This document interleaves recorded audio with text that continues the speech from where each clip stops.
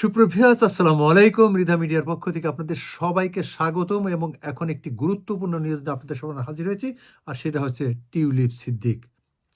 Tulip Siddique Bangladeshi বংশোদ্ভূত, তবে British রাজনীতিতে তিনি সরব এবং এখন তিনি টপ অফ দ্য টপ আলোচনার মধ্যে আছেন।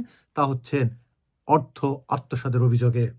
সুপ্রভিয়াস, আপনারা জানেন যে টিউলিপ সিদ্দিক হচ্ছেন বাংলাদেশের সাবেক সদ্য বিদায়ী প্রধানমন্ত্রী শেখ হাসিনার ভাগ্নি। এই সুবাদে যে কোনো অভিযোগ এখন টিউলিপ সিদ্দিকের দিকে নজর কেড়েছে। আপনারা জানেন যে পরমাণু বিদ্যুৎ কেন্দ্র উৎপাদনের জন্য যে রাশিয়ার সাথে যে চুক্তি হয়েছে, সেই চুক্তিতে টিউলিপ সিদ্দিকও সেখানে ছিলেন। এর মাধ্যমে তিনি প্রায় 4 বিলিয়ন পাউন্ডের অভিযোগ উঠেছে, প্রায় বাংলাদেশি 59,000 কোটি টাকা। সেই বাংলাদেশি 59,000 কোটি টাকার অভিযোগ তার বিরুদ্ধে দিয়েছেন। তিনি হচ্ছেন ববি হাজ্জাজ। আপনারা জানেন যে ববি হাজ্জাজ তাকে অভিযোগ দিয়েছেন। তিনি হচ্ছেন এনডিএম এর চেয়ারম্যান।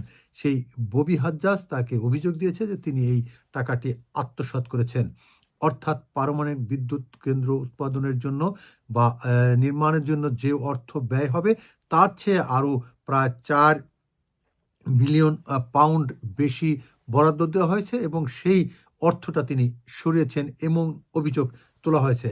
তবে স্যার কেয়ার স্টারমার অর্থাৎ ব্রিটিশ প্রধানমন্ত্রী এখনও পর্যন্ত টিউলিপ সিদ্দিককে বিশ্বাস করছেন এবং তিনি বিশ্বাস করতে চান যে টিউলিপ সিদ্দিক একজন এখনও অভিযোগ প্রমাণিত না হওয়া পর্যন্ত, অর্থাৎ অভিযোগ দিয়েছে, অভিযোগের সব কিছু প্রমাণে যদি তিনি দোষী সাব্যস্ত হয় তাহলে হয়তোবা তার মন্ত্রিত্ব যেতে পারে, সেই সাথে তিনি তার এমপি পদও হারাতে পারেন এমন অভিযোগ রয়েছে। তবে স্যার কেয়ার স্টারমার এখনও আস্থা রয়েছে যে টিউলিপ সিদ্দিকের বিরুদ্ধে সেই অভিযোগগুলো এখনও তিনি বিশ্বাস করতে পারছেন না যে টিউলিপ সিদ্দিক এর সাথে সংযুক্ত হয়েছেন বা জড়িত আছেন।